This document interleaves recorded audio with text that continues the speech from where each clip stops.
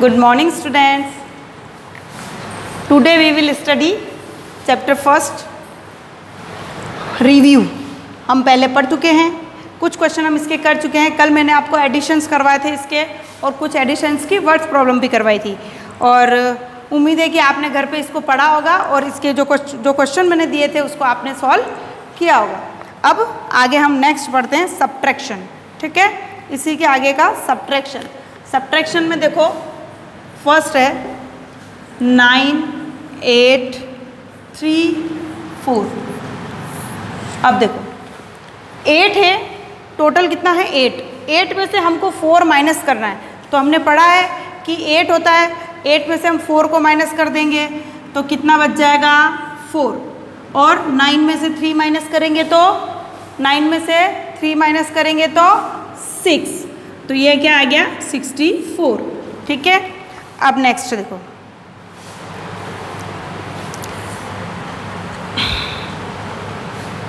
कुछ क्वेश्चन मैं करा रही हूँ उसके और कुछ आपको होमवर्क के लिए दूंगी तो वो आपको होमवर्क में करके लाना है। इसका बी और सी ये आपको करना है, मैं आपको करा रही हूँ डी। 9, 3, 2, 6, 4, 8। अब देखो इसको कैसे सॉल्व करना है। इसमें अब हम क्या करेंगे, जैसे 2 में से 8, अब 2 में से 8 कैसे सब्ट्रैक्ट हो सकता है? 2 में से 8 सब्ट्रैक्ट होता है क्या? नहीं होता है, क्योंकि 2 छोटा है। अब किसी के पास 2 रुपीज़ ही है, ठीक है, अगर जैसे आपके पास 2 रुपीज़ है, मैं आपको कह रही हूँ कि आप मुझे 8 रुपीज़ दे दो, तो आप कैसे दोगे? जब आपके पास है ही नहीं, आपके पास 2 ही है, तो आप मुझे 8 रुपीज़ कैसे दे सकते हो? नहीं दे सकते ना।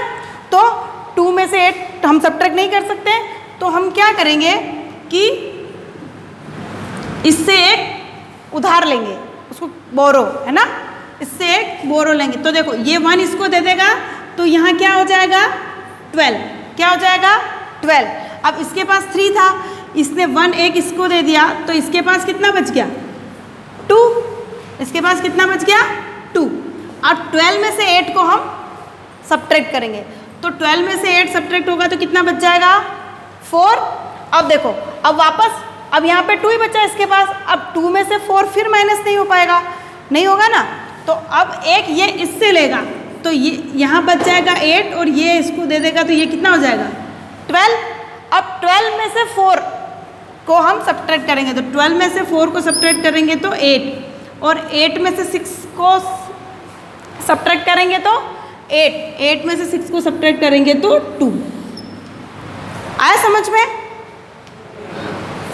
जब छोटी संख्या, जब स्मॉल नंबर ऊपर होता है तो एक हमको इससे उधार बोरो लेना पड़ता है ना, तो फिर हम इसको इससे हम सब्ट्रैक्ट कर सकते हैं, फिर इसको सब्ट्रैक्ट करके लिख सकते हैं, वरना हम इसको सब्ट्रैक्ट नहीं कर सकते। ठीक है, चलो नेक्स्ट क्वेश्चन।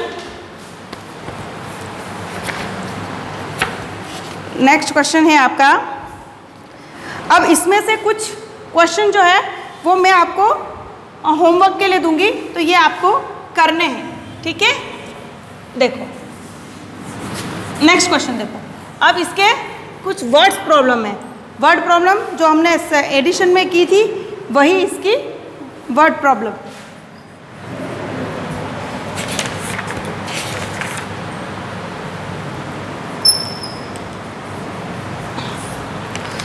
देखो फर्स्ट क्वेश्चन इसका next. 56 birds were sitting on a tree. 56 birds were sitting on a tree. एक पेड़ के ऊपर 56 बर्ड्स बैठे हुए हैं। ठीक है, 56 बर्ड्स पक्षी। 42 birds fly away from there. 42 birds जो हैं 56 बैठे थे उसमें से 42 बर्ड्स उड़ गए। 42 बर्ड्स वहाँ से उड़ गए। How many birds are still sitting on the tree. अब बताओ अभी तक, अब 56 में से 42 उड़ गए, अब बताओ अभी तक उस ट्री के ऊपर कितने पक्षी और बैठे हैं। तो अब अपने को क्या करना है, सब्ट्रैक्ट करना है। तो 56 में से 42 बर्ड्स को हम क्या करेंगे माइनस।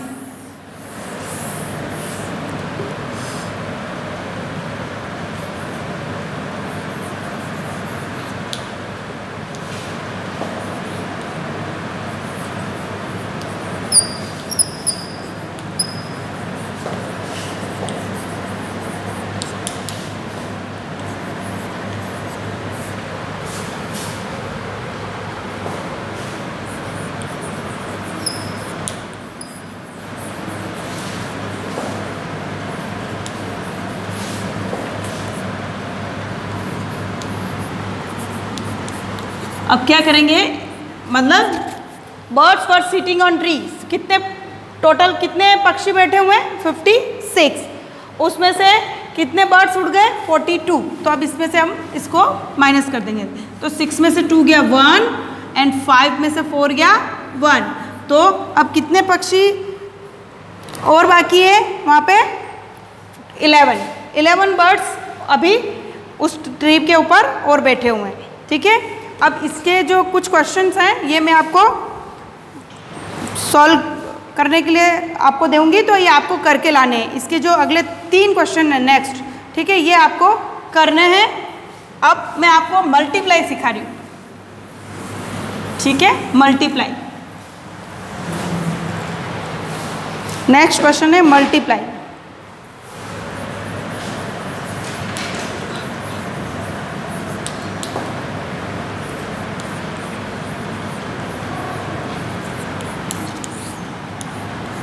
अब मल्टीप्लाई करने के लिए आपको टेबल तो याद होना ही चाहिए, ठीक है, तो आपको सबको टेबल 10 तक तो लर्न होनी ही चाहिए अभी तक। अब देखो 3 का टेबल 3 बार बोलो, इसमें क्या करना है, ये 3 है, हम इस 3 को 33 से मल्टीप्लाई करना है, इसलिए 3 का टेबल 3 बार बोलेंगे तो 3 1 ज़ा 3, 3 2 ज़ा 6, 3 3 ज़ा 9। ठीक है, अब एक बार इसका हो गया, अब इसका करेंगे, इसका टेबल भी 3 का टेबल वापस 3 बार बोलो तो 3 3 ज़ा 9, ये इसका आंसर होगा। ठीक है, अब नेक्स्ट देखो,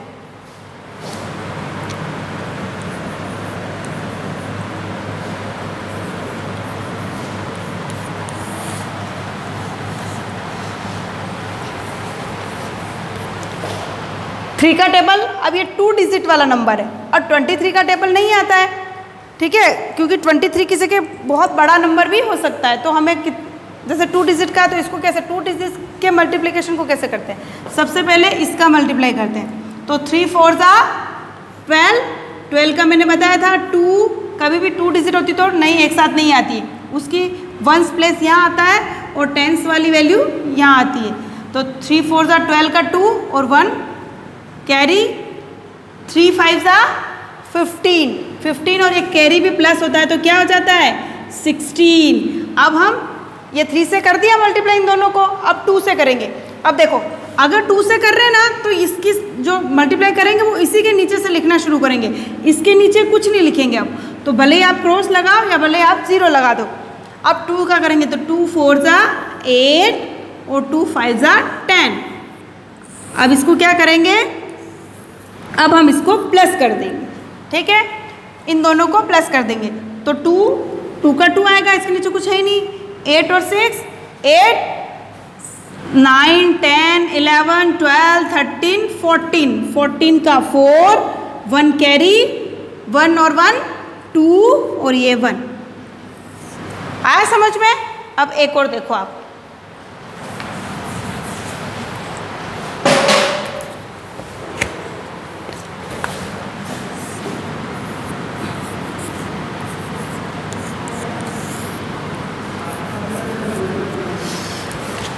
किसी भी नंबर को अगर हम 0 से मल्टीप्लाई करते हैं या 0 को किसी भी नंबर से मल्टीप्लाई करते हैं तो आंसर हमेशा 0 ही आता है। तो 5 को 0 से करेंगे तो क्या आ जाएगा 0। अब 5 को 7 से करेंगे तो 5 1 ज़ा 5, 5 2 ज़ा 10, 5 3 ज़ा 15, 5 4 ज़ा 20, 5 5 ज़ा 25, 5 6 ज़ा 30 और 5 7 ज़ा 35। तो यहाँ क्या आ जाएगा 35। और मैंने आपको बताया था अब इससे मल्टीप्लाई करेंगे तो इसी के नीचे से लिखना शुरू करेंगे, इसलिए इसके नीचे कुछ नहीं लिखेंगे। 3 को फिर 0 से मल्टीप्लाई किया तो 0, 3 7 ज़ा 21। अब इसको हम क्या कर देंगे प्लस, तो ये कितना आएगा 0 5, 3 and 1 4 then 2। आया समझ में। अब आगे के जो आपको मल्टीप्लिकेशन है ये आपको करने हैं और बाकी का हम नेक्स्ट क्वेश्चन जो है हम कल की क्लास में करेंगे। Okay, thank you.